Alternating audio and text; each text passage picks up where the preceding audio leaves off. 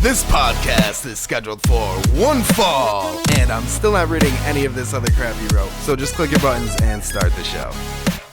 Hello everybody and welcome to the show. I'm Matt, and the man across from me, he's Bats.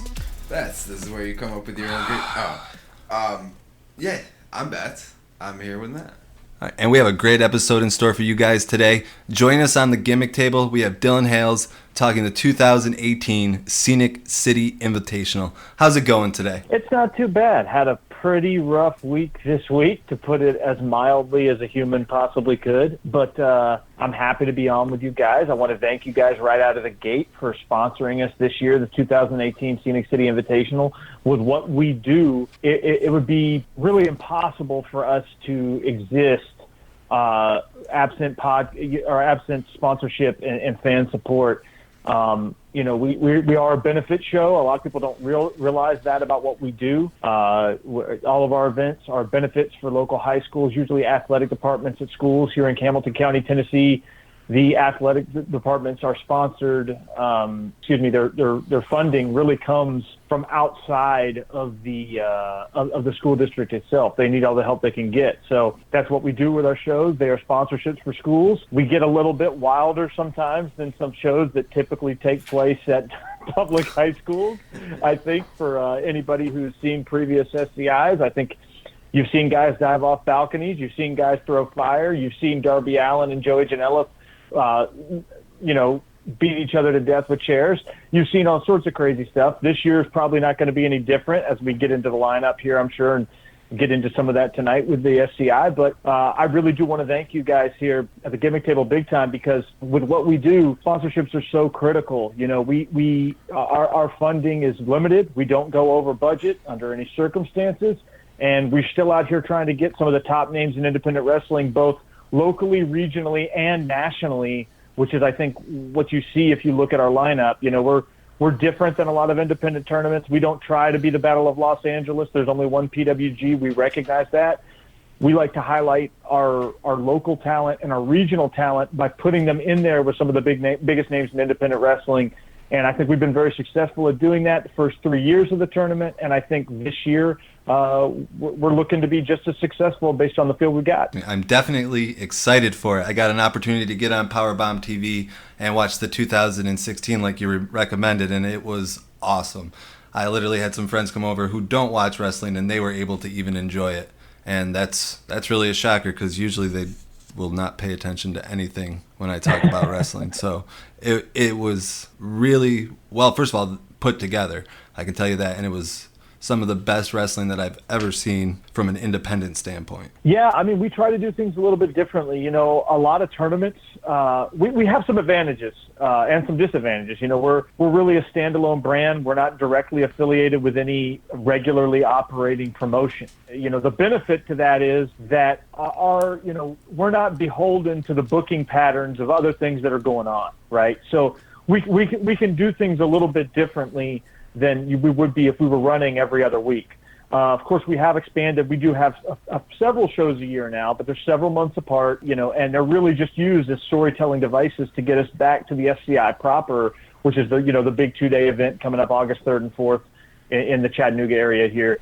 And that's really what everything sort of revolves around. So it's easy in some senses because we've got that obvious endpoint. We got that obvious goal in mind at all times.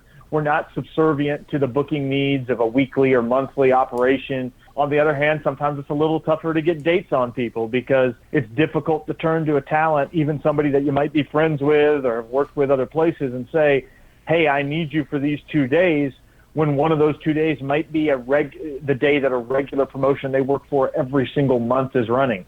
And, in the modern independent landscape, that can be a real challenge. But, I think we do a good job with it. I think our field is very much in line with the stated goals of the tournament and what we ideally want out of the tournament. And I think people will be happy with the field we put together. Yeah, I like the field. I'm very excited for this field. I wish when I asked my girlfriend about going down in August, she didn't look at me like I would be sleeping on the couch for the next 3 months.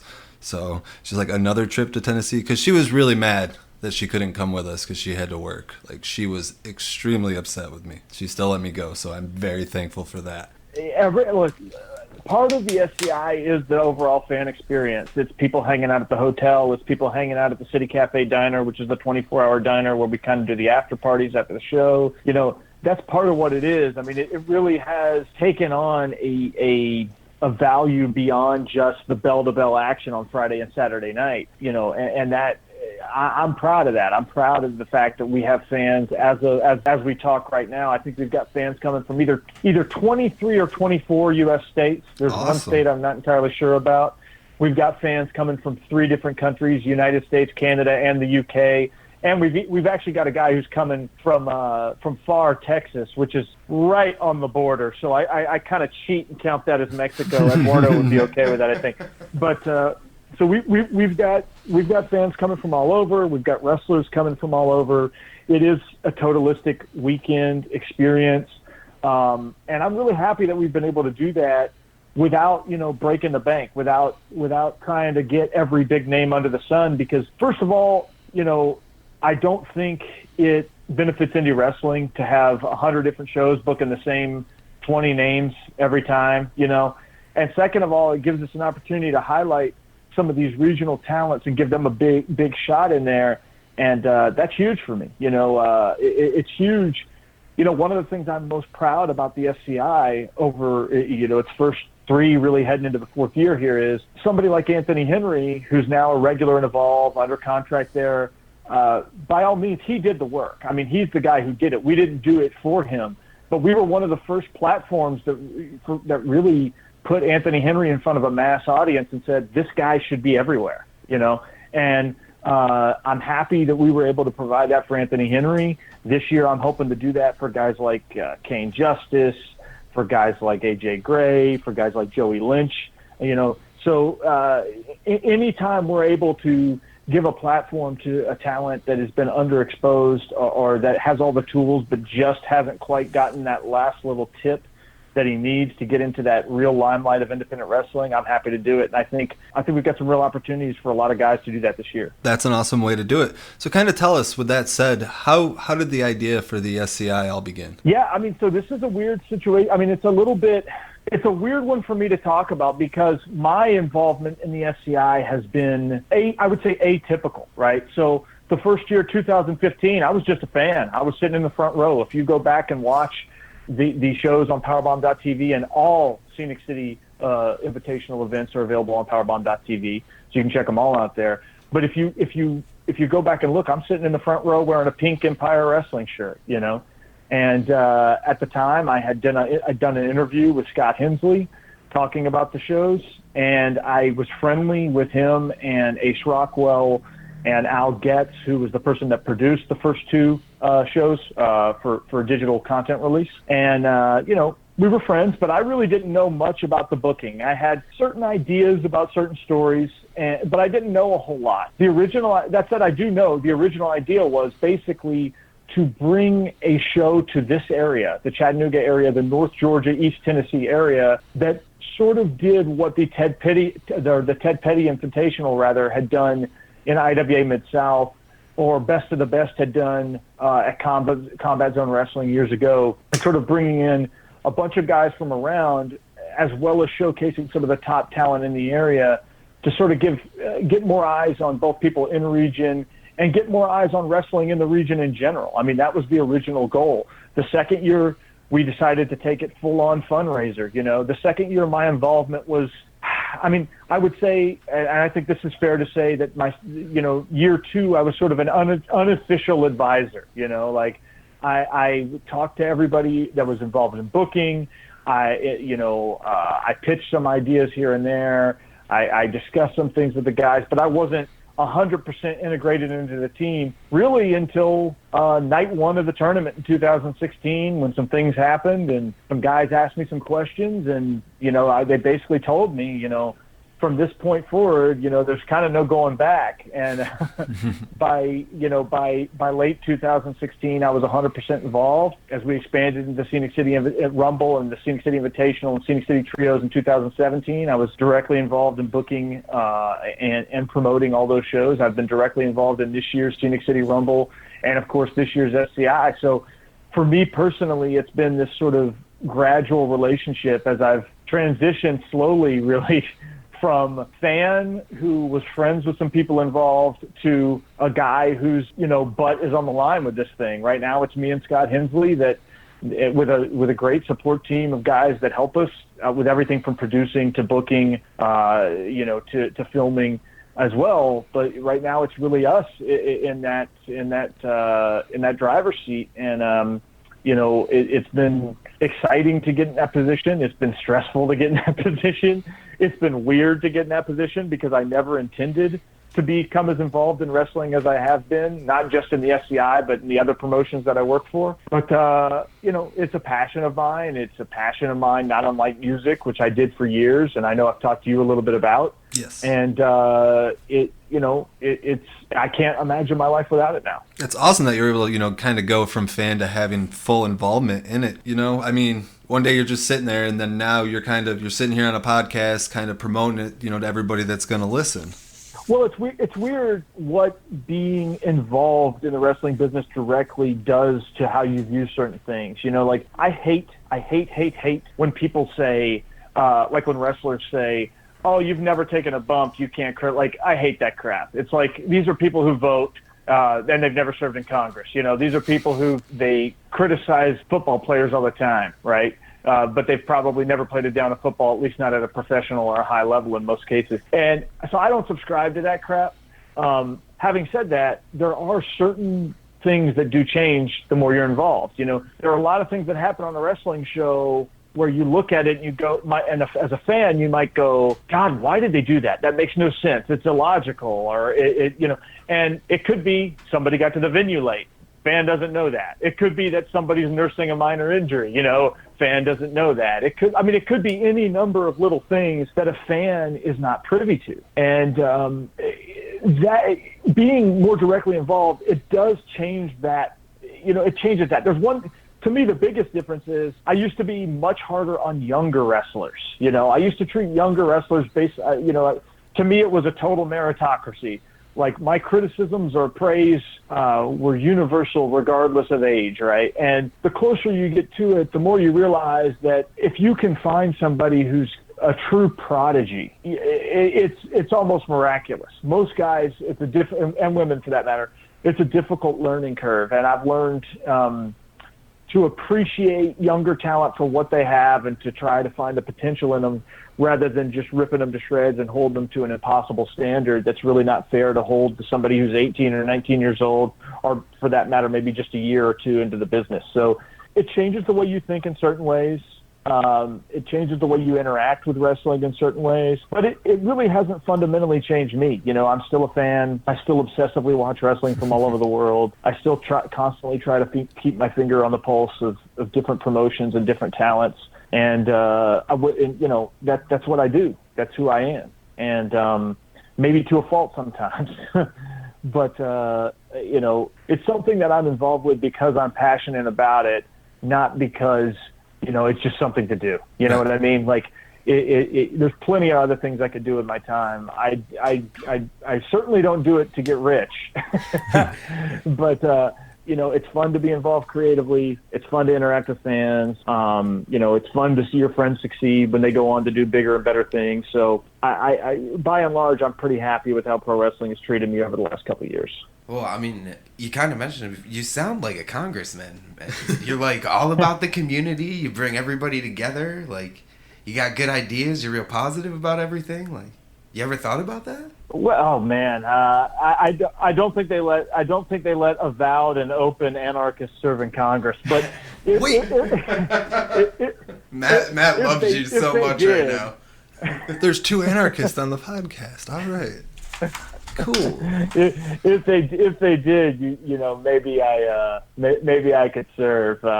I don't think my platform of abolishing everything would go over that well. Well, you don't tell them that till afterwards. You're not the first anarchist we've had on here. And I'm always on, so every week we have one. That's true. And see, we're hiding in plain sight. I tell people that all the time. The anarchist spirit is always alive in people, even if they want to pretend it's not. So even the most authoritarian personality on earth has it inside of them. I really believe that. That's a separate conversation for a separate day. But that's actually one of the reasons why I love wrestling, is because it's simultaneously filled with chaos and order. It's like a weird Peter Kropotkin fever dream or something. I don't know. and it's I don't know. I love it, and I think actually part of how I view the world and life is directly related to how I view wrestling. I don't separate those things. I don't talk about my politics in wrestling very often because there's really no reason to. But it's difficult to completely unwind them. I mean they're entwined. Yeah, it's all part of you, man. Politics is life. 100%. Like everything is political. And kind of looking like you talked about going from fan to where you are now, and you've seen the growth of the SCI. What do you kind of attribute to that? I've had people ask this, and there's a lot of, to me, the biggest person who deserves the most credit, and this is not a knock on Scott Hensley or Ace Rockwell or any of the talent, but to me, the person who probably deserves the most credit is Al Getz. Al Getz, who ran Woo Wrestling for a couple of years before he decided to shut it down and go play poker or whatever it is that Al's doing these days. He's still my buddy, but I don't talk to him as much as I used to. But him distributing that first show and getting it out so quickly on Vimeo and getting it in front of a mass audience right at the time that, social media, wrestling, Twitter in particular, which is both good and bad, but right at the time when that was really taking off as a medium of exchange between fans, hardcore fans, was huge. Because if you go back and look at the first show, it's our first two shows really, the first weekend in 2015. We did good. Between the two shows, there was about 460 to 475 fans, which is not bad. It was in the old Empire Arena in Rossville, Georgia, just over the state line. And they were good shows. But the aesthetic was a lot different, even though the vision was the same in a lot of ways. And what really was critical is that, those first shows, there was only a handful of us that traveled from out of town to see them. There was a couple people that came up from Atlanta and some other places, but everybody saw those shows and was like, wow, these are really good shows, and they're different than the other independent tournaments because it's guys I've never heard of that are getting to wrestle big names, and so many guys, when they bring in big names, they just put them up against another name. Right. Or if they put them up against a local, they put them against a local who isn't very good, or they put them against, maybe the guy who books the promotion, or they put them against a local and it's never released on tape. What was a little bit different about this is it was a show that was where you had big stars wrestling top regional and local talent, and it was distributed to a wide audience and people could see it. And people could talk about it and interact with it. And that was huge. And if you look at the growth from 2015 to 2016, it's totally crazy. I mean, it's not even close. I mean, we had more than 2 times as many people between the two shows. I mean, we had somewhere between 1,100 and 1,200 fans between the 2 days in 2016. And a little bit more than that last year. And, we sold out of floor seats in advance last year, which would have been difficult to fathom the first year. You know what I mean? And it's crazy. We have fans that come in from, last year we had somebody come from Australia. Wow. And it's all because the product was out there and it was visible. We got the content out there. And there were people with social media followings, myself being one of them, who were saying people need to pay attention to these shows because they're really good. And lots of times people dismiss me as a crazy person, but these times people paid attention. And I think they got really, really good wrestling shows. And I think, the next year we went from having just a handful of travelers to, in 2016, somewhere between probably a third and 40% of the audience came from, an hour and a half away or further minimum. And I mean, that's crazy, to have that in a year, to have that sort of out of town growth. People that are willing to travel to Chattanooga, which ain't the easiest city to get to, I might add. We got 5 gates in the friggin' airport. This is not a easy town. You basically have to go to it if you want to fly. It's hard to get a direct flight. It's much easier to fly into Atlanta or Nashville or even Huntsville or Knoxville than it is to fly into Chattanooga. So the commitment that some of these fans took. I mean, there was a guy who had to get like a passport expedited to him to get from Vancouver, Washington to get to the show, or Vancouver, British Columbia, rather. So, it's crazy, but I attribute a lot of it just to the synergy between the content getting out there and the quality of the content and social media at the right place at the right time. You need to get. People need to know about it, but they need to be able to visually see the product so that they can look at it and go, okay, this is actually a different show. It's not just like every other indie tournament. It's not just like you know what I mean? And we were successful in doing that, and largely that was due to the work of Al Getz and the rest of the team in that first year. And that's so awesome that you were able to kind of get it out there and have that growth. And from what I've been able to see, you also have a very good mix of talent and a variety of styles of wrestling being displayed. How do you go about selecting the field? That's a great question. It's not one person that selects the field. Every year there's really three people have been heavily involved at least every year. In some cases, because I kind of was unofficially involved with a couple of the selections in 2016. I had each of the 3 guys that were on the committee asking me, what about this guy? But for the last 2 years, when I've been directly involved, it's really been, there's a few ways you can be a part of it.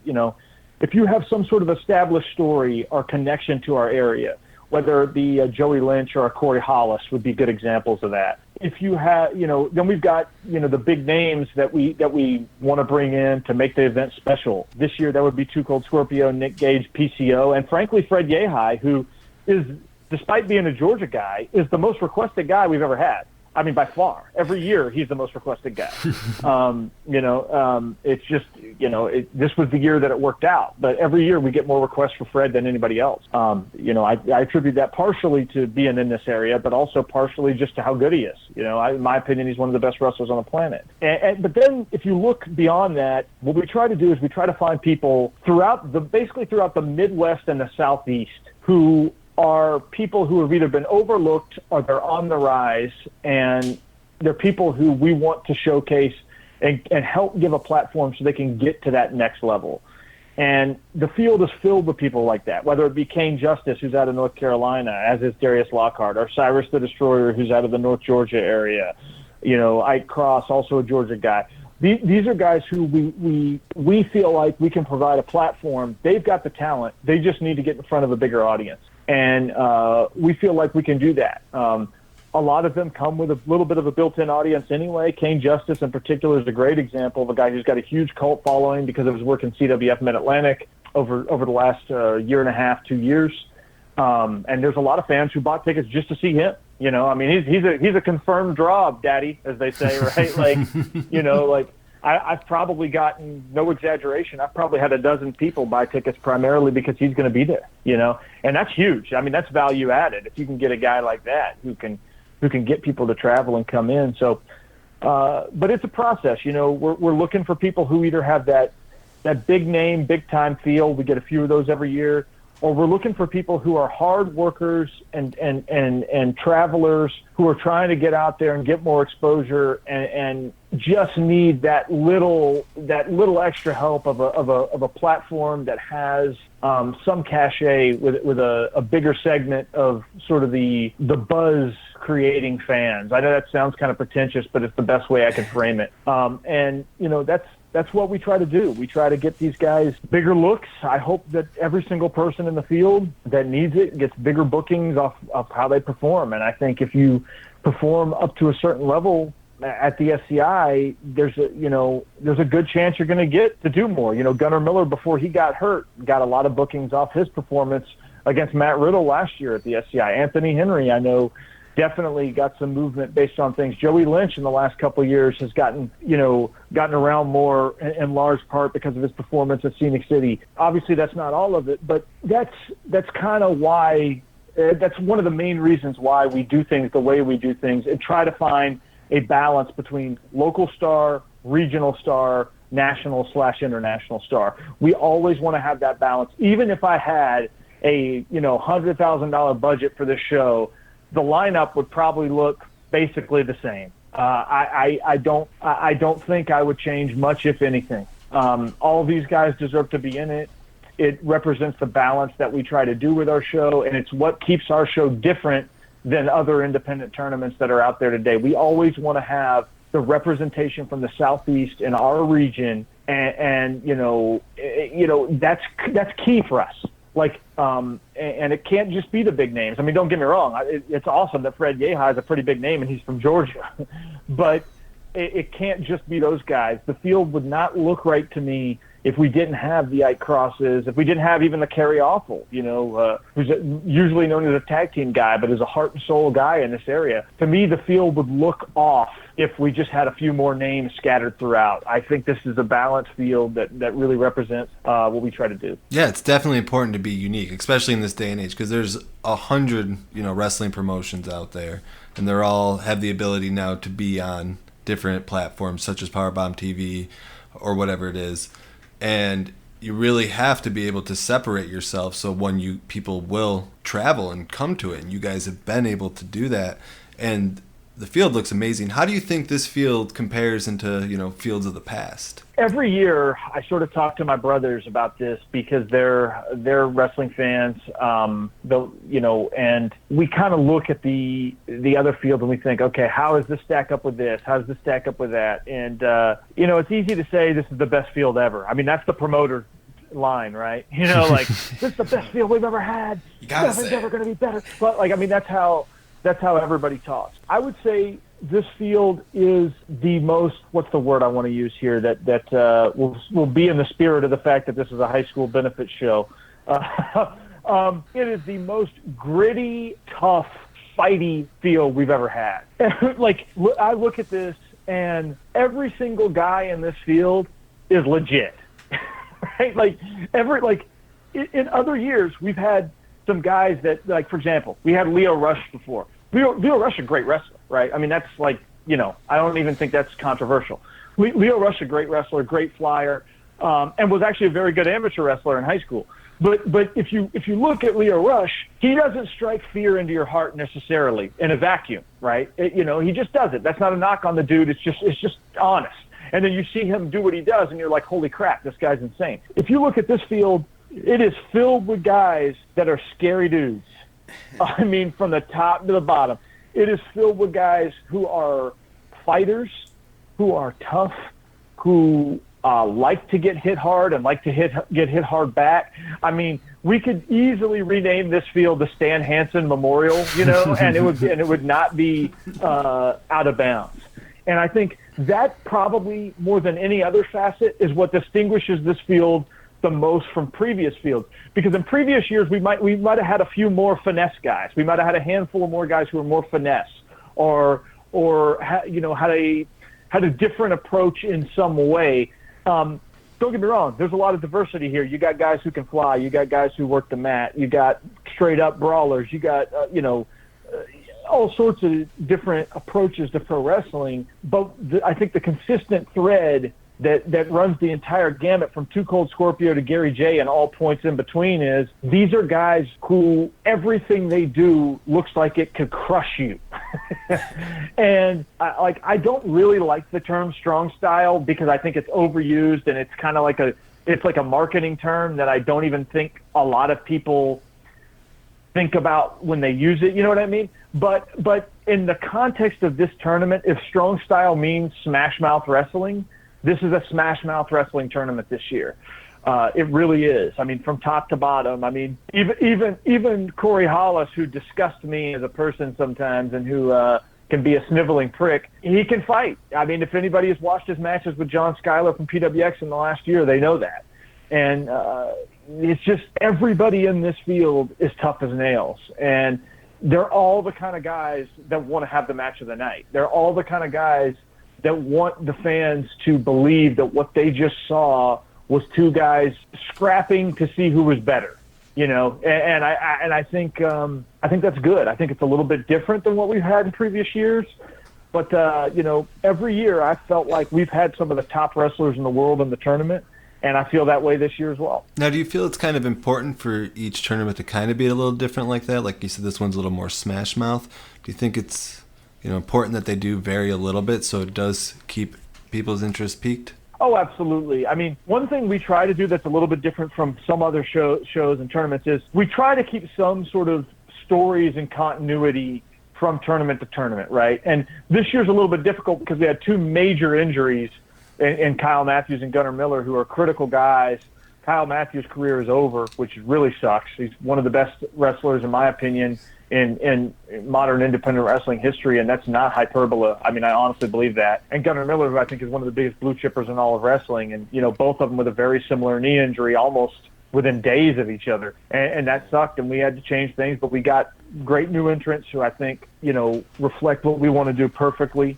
I don't look at them as replacements. I don't look at them as downgrades. I just look at them as something different to throw into the mix. I mean, that's how I feel about it. And the mentality changes a little bit when you have injuries like that, and it certainly changes from a storytelling perspective because both those guys were big parts of stories that we've told across several years, not just across 1 year. But there are other stories in place. We've got guys returning, and we want to keep that sort of continuity of the stories, whether it's Corey Hollis being a jerk who has been in 2 SCIs and has only ever lost to people who won the whole thing, but is constantly whining and constantly, thinks he's overlooked and constantly thinks he's being there's a conspiracy against him, or whether it be Joey Lynch, who gets closer and closer every year and was the last guy in the ring with Matt Riddle last year when Matt Riddle caught him on a moonsault attempt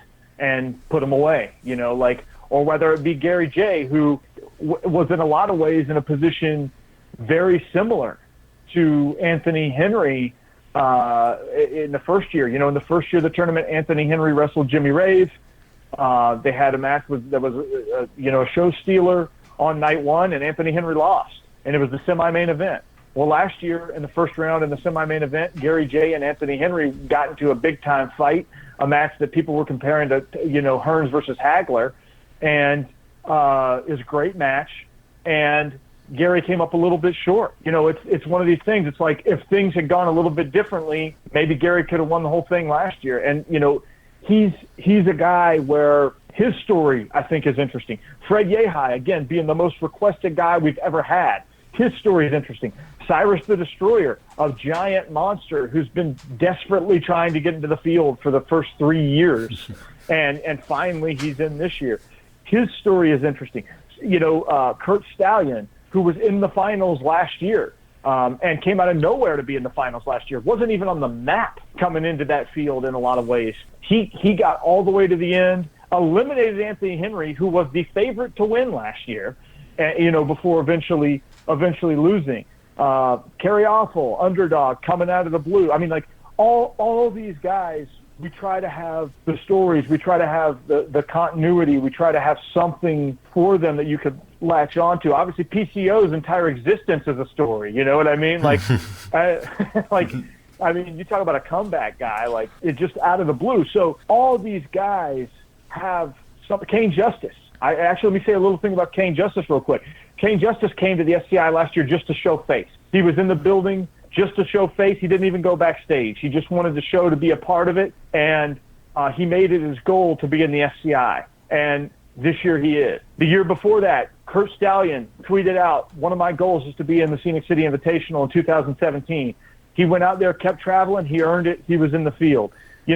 Those are the kind of guys we like to work with as well. And Kane Justice, he's a sleeper. I mean, God, he really is a sleeper. And he's wrestling, as we record this, he's wrestling Anthony Henry tomorrow night at Action Wrestling in Tyrone, Georgia, which is a show I'll be calling, which will be very interesting to see. So these guys have so many stories. And I say all this not to avoid your question, but to get back to it, which is we want the continuity. We want the storytelling elements. We want people to understand who these characters are, where they fit into the Scenic City Invitational universe. But yes, even with trying to keep that continuity in those threads, every year has to be a little bit different. you can't have the same thing every year. I mean, it just doesn't work. Doesn't matter how good it is.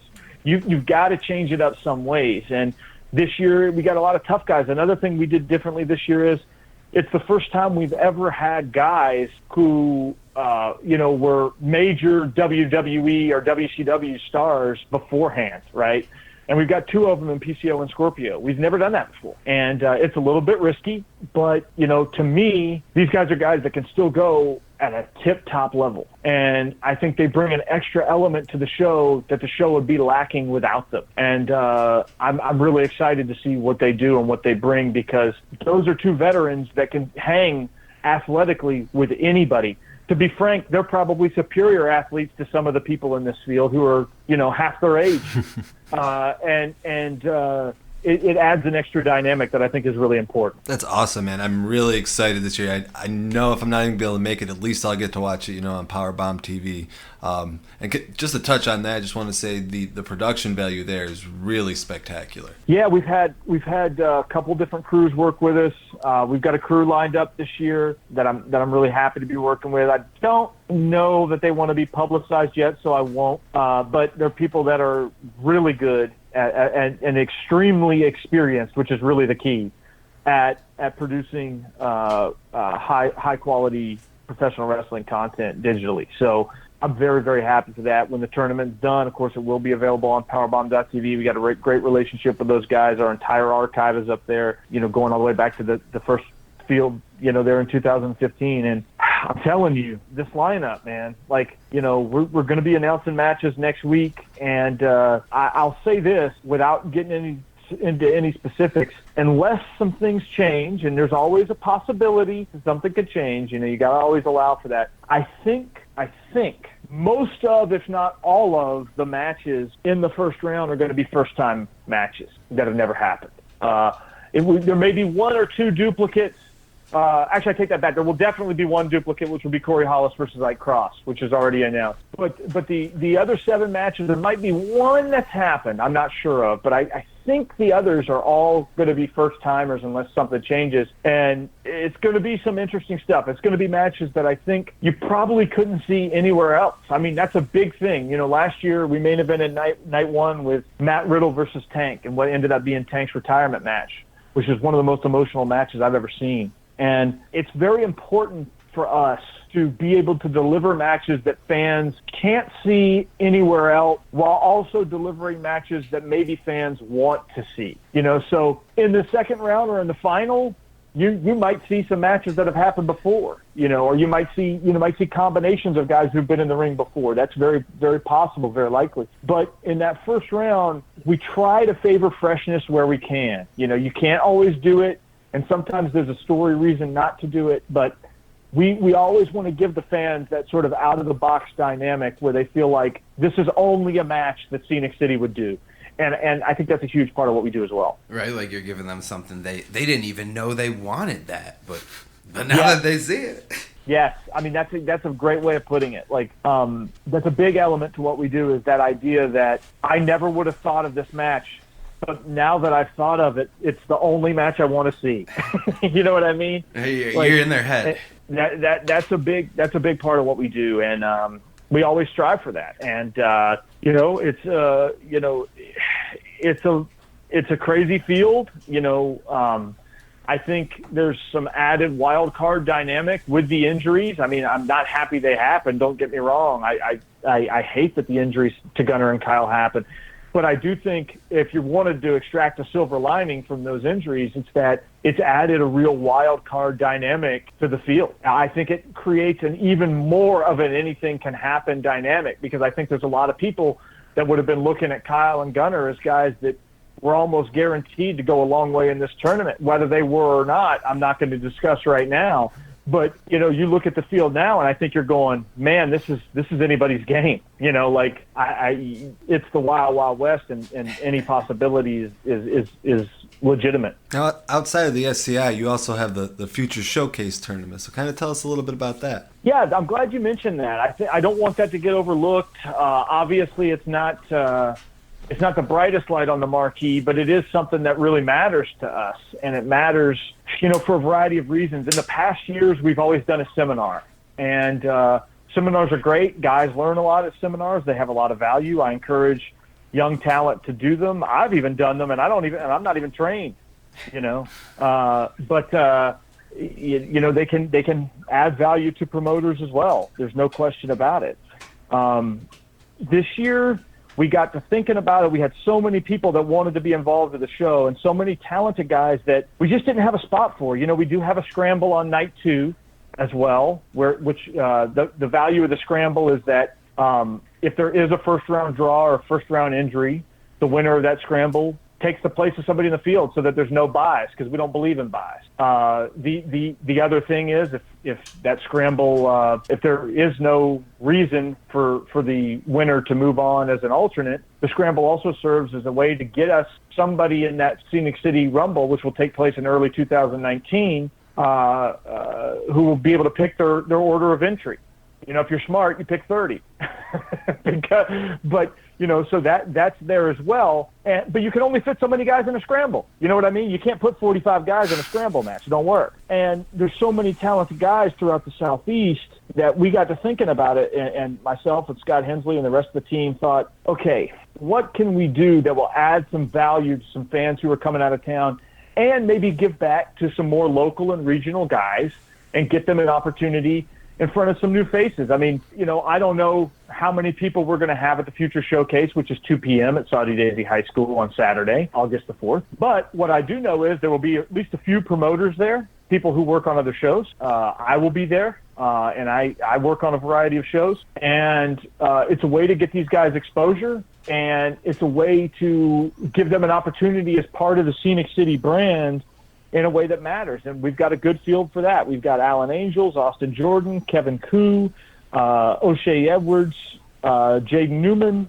Mr. Brickster, Sean Legacy, Josie Quinn, and Marco Stunt. And some of those guys are probably ready to be in the tournament proper. You know, I mean, honestly. I mean, some of those guys, you know, somebody like a Kevin Koo, or a Marco Stunt, or even an O'Shea Edwards, we could probably airdrop into the field of 16, and it would not look odd. But that's not what we're doing. We're committed to this Futures idea. It's going to be 9 people.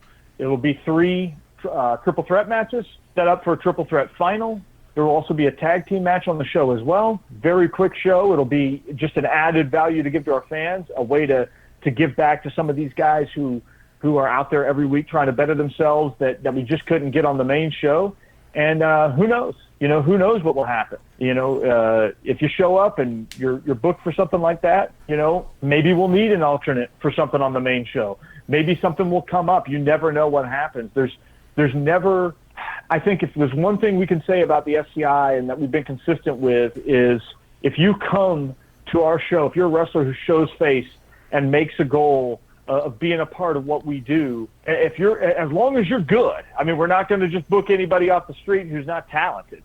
But if you're talented and you're committed to travel and committed to get better, we want to work with you. You know, and those guys in the Future Showcase have a big opportunity, and you know that's a big part of what we're doing this year. And I'm really excited for that show as well. In some ways, this will sound crazy. In some ways, I'm almost more excited for that show just because I think there's a couple guys on that show that really have potential to break through huge and really go from almost completely off the map to being household names. And it's exciting to work with those guys as well. So I'm really looking forward to that one. Yeah, it's a good way to really start, like you said, with being, you know, the storyline. It's a really good way to start building that storyline with them within the SCI. Oh, absolutely. It adds depth at every level. It gets us extra talented guys who are there in case, God forbid, something happens. You know, it gives us more storytelling opportunities. It gets those guys more opportunities in front of promoters and different fans. I mean, there's really no negative to it. And the thing is, you know, I'll go into the hard plug here, you know, because I'm shameless, but our ticket prices for the shows we put on, I'll put our ticket prices against anybody. You know, it's $15 to sit on the floor for our shows. And yes, it's first come, first serve on the floor. It's not assigned seating. I know that drives some people crazy. There's reasons we do it, and I can explain it to people privately if they want to hear them. But it's $15 to sit on the floor, and I don't put floor seat 10 rows back. Because the reality is, if I bought a seat for $15 and was in the 9th row, and it was the same as the guy sitting in the first row, I might be a little annoyed. So I try to keep them no more than 5 rows deep, usually only 4 rows deep. So you're basically guaranteed a spot in one of the first 4 or 5 rows for $15 a night. General admission, which is bleacher seating only, is $10 a night. And if you go to either one of those shows and you want to go to the Future Showcase tournament at 2 p.m. on Saturday, it's $5. I mean, it's a $5 show. If you don't go to either one of those shows, shame on you. But if you did, I'll still take your money if you want to come to the Future Showcase. But it will be $10 if you're not coming to one of those evening shows. But yeah, I mean, it's a huge thing. I mean, it's a huge thing. There's going to be time in between that Future Showcase show. So if you're coming and it's a 2 p.m. Show for Future Showcase on Saturday. The nighttime show will be at 7:30. So, you got some time to see that show and get food. My guess is that afternoon show will not go longer than 90 minutes. But we're making a huge weekend out of it, And then to add to it even more, which we don't need to go into in detail right now, but the next day I'll be traveling up the road to Southern Underground Pro, where I do commentary and help out with the team there for our big show the day after SCI. That's Sunday. So it'll be 4 shows in 3 days for me.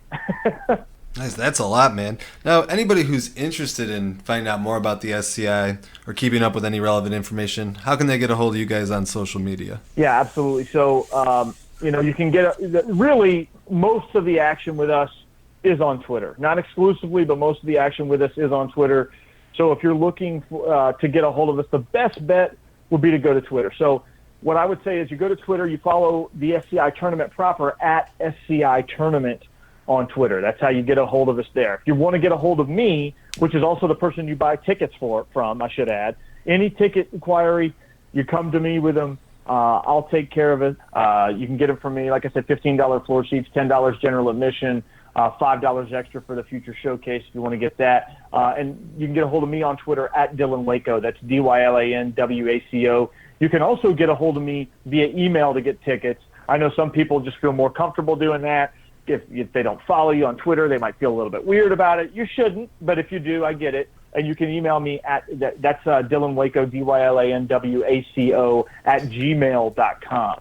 Also, we are on Facebook, Facebook.com/Scenic City Invitational. We do, all our announcements and everything there. We're through with the talent announcements for this year, but we will be announcing some other extra stuff regarding participants in the scramble and possibly some other things and some fan involvement things in the weeks leading up. So I encourage people to follow us both at Facebook, which is Facebook.com/Scenic City Invitational, and on Twitter at SCI Tournament, because a lot of what we do is sort of wedded to fan engagement. We're a big fan engagement product. It really does matter to us.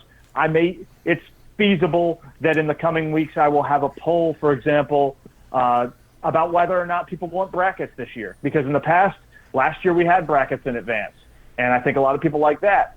But I also heard from some people that said they preferred the blind brackets that we did the years before, where nobody knew who was facing anybody in the second round until, basically the end of the night when we announced it after night 1. So I may do a poll about that. We may do some other polls about some other things. So please follow us on social media. We're always looking for input. We're always looking to make the fan experience better. Well, it definitely looks like it's going to be a great time, and really, I can't wait to watch it. I mean, I'm excited for anybody who gets to go there. I'm really sad I can't be there. I'm going to make a really strong attempt next year. I'm going to start doing really nice things, so she'll just let me go. Yes, you got to start early. You got to set the table early to make it happen. And what you really got to do is you just got to bring her. That's how you do it. Let me get you some little advice here before I go. That's what you do. You set the table. You say, man, Chattanooga's a cool city to visit. There's a bunch of pretty mountains. The river's awesome. If she's not into nature, you find a different pitch. You get with me. We'll figure out the appropriate propaganda tactics to get her in the car with you to get her to Chattanooga in 2019.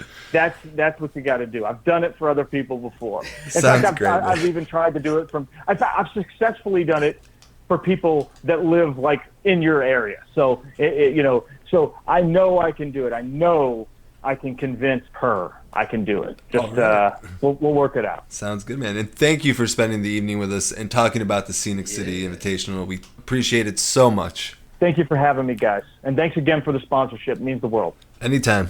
Thank you once again for joining us today on the Gimmick Table. And another big thank you to Dylan Hales for sitting down and talking with us about the Scenic City Invitational. And if you get the opportunity to go, take full advantage of that opportunity. You're not going to be disappointed.